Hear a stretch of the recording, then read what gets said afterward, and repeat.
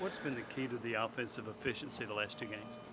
I think it's just guys starting to understand what we're trying to do offensively. Getting more comfortable, seeing the ball go in a lot more early. Just kind of getting into a rhythm, which, I think that the goal is every year to start getting into a rhythm when league play comes around. You want to start playing your best basketball, and I just think that everything, is going our way right now as far as on the offensive end because we put the time in and we're just getting better. Are you better at the inside-outside game?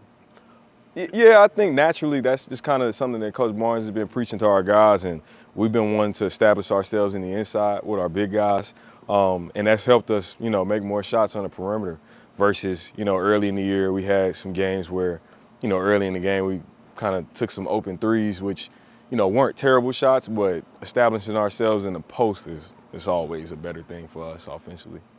What's made Olivier so effective these last 5 or 6 games scoring? O's is getting more and more comfortable. I think, a lot of times we kind of we kind of don't understand how long it takes to get back in a rhythm of consistently playing basketball. And this time a year ago, Olivier was playing, and a month later he wasn't. And so all summer it was building that momentum back up and getting the repetition and getting back comfortable with playing the game of basketball. And so now he's settling in and he's starting to look how he looked when he got hurt last year, because he was kind of at that pace where he was playing really good basketball at a really high level. Then he got hurt and it was tough to see. But now I think he's officially gotten back and gotten his rhythm back, and he's playing his best basketball I've ever seen from him. And I saw him in high school. I coached against him one time, and he's a completely different player than that time. How much of the overall offensive success goes back to the way Zakai is running things right now? That's been a big thing that we've been focusing on. I personally have been trying to focus on with him. Yesterday, I asked him, how does it feel to really be a point guard now? Like, how does it feel that you're really learning how to run a team? And he just started smiling, and I said, what feels better to you, like throwing a behind-the-back pass for somebody, a dunk, or making a deep three? And he cut me off, and he was like, making a behind-the-back pass. Like, getting other guys shots. That's starting to be something that feels great to him because he feels like he's creating everything for us. And, you look at it in the last 2 games, he has 18 assists. And he looks like a maestro, man. So I think that his growth is what's allowing our guys to get even better as well. How have you seen Urosh handle Tobe and Jonas coming on the way that they are, and kind of what do you all expect from him night in and night out? We expect Urosh to be Urosh, man. We expect him to play really hard. We expect for him to rebound the basketball at a high level. We expect for him to be a facilitator. We expected him to just play his role at the highest level because that was something that got him started minutes last year and got him in the starting lineup. And early in the year, he had kind of got away from it a little bit. I think he was going through a little bit of an identity crisis because all of these guys, man, they're big dudes, but they're kids. They all want to find their worth when it comes to a high-level team. So he's been trying to find himself when it comes to that, but I'd say lately he's been embracing it, and he's helped Tobe, he's helped Jonas, he's helped O. In practice, those guys have battles, man, like real battles every day. And they all have gotten better gradually through each game. So I think he's handled it the way any veteran or high caliber team should, honestly. How much does Josiah being back increase your flexibility of different lineups, what you can play, different ways you can play? Yeah, Josiah being back is like, I don't like to compare him to this, but it's almost like Kobe back in the Staples Center after a long injury. Like, his energy, his enthusiasm, his infectious personality, it just like lifts everybody. And Jahmai Mashack said last year, after we were going through a rut, we lost to LSU, and Joe was having a bad game. He was, his head was down. He was just in a bad state. He was shooting, I think he was shooting like 19% from the field at the time.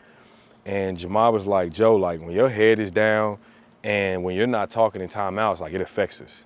Like we don't feel like we could beat anybody when you're like that. But like when you have great energy and you coaching guys up and you're being a leader, like we feel like we're the best team in the country.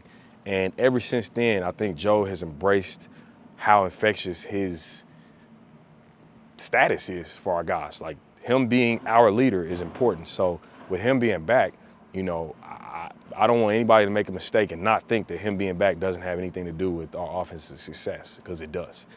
He's just another fix-it guy for us, and he fixes everything, whether on the offensive end or the defensive end.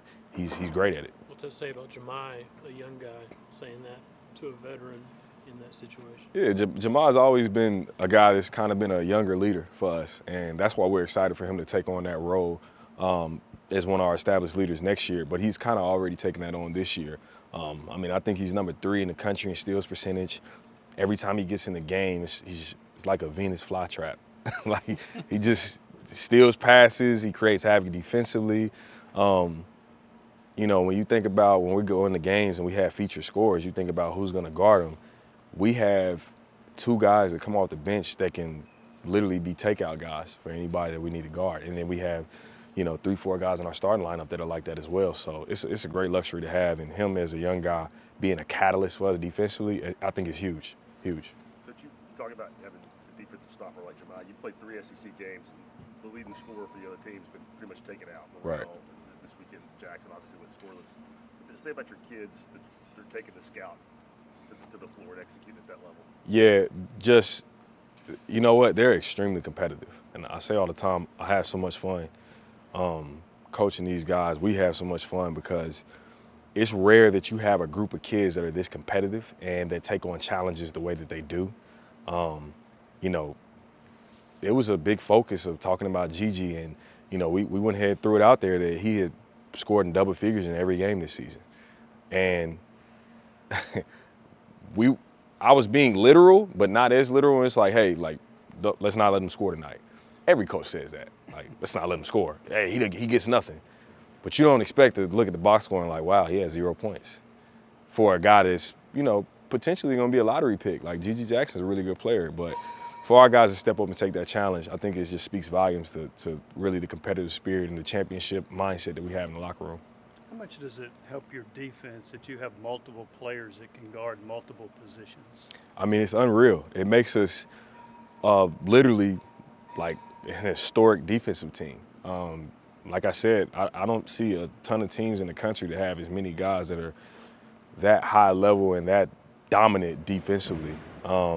You know, you go from Zakai Ziegler as a guy that can pick up 94 feet and turn you 3 times before you get to half court. You got Santi Vescovi, who is one of the most competitive guys I've ever been around. You have Josiah James, who's one of the most versatile defenders you've ever seen, and to me, the best defender in the country, 1 through 5. Julian Phillips, for a freshman, is a high-level defender, high-level defender. Jemai Meshack, you know, that goes without saying. Olivier, Jonas Adu. I could throw out every guy on our roster, and it's like, I just get overwhelmed even talking about it. We have so many high-level defenders. It's really a great luxury to have for us. Let's go 2 more. What stands out about this Vanderbilt team? I think Vanderbilt, you know, they lost Scottie Pippen, which, you know, I told Coach that I felt like if Scottie came back, I felt like they were going to be one of the best teams in the league, because last year they were playing their best basketball at the end. We watched them when they really challenged Kentucky at the SEC tournament and played at a high level. This year, you know, they still play at a super high level. Guys asked me, you know, before the season started, who I felt like was the most underrated coach in this league, and I said Jerry Stackhouse. I think he's an unbelievable coach. He runs great stuff. His teams are tough. They're competitive. They make shots. And since I've been here, at least, the team that puts us in the biggest trick bag defensively is Vanderbilt every year. They get the most wide open shots against us than anybody in the league. And it's partly because of how good of a coach he is. Any concern about overlooking Vanderbilt and looking ahead to Saturday?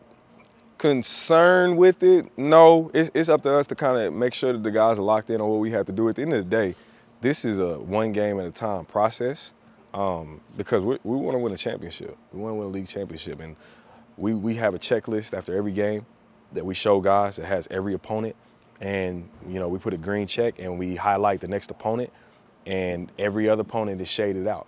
So we have to understand that there's no overlooking anybody when it comes to trying to win a championship, because the moment you do that, you lose that opportunity. That's just the bottom line. So keeping our guys locked in on that. Luckily, we have a mature group that understands, like, we got 2 games at home this week.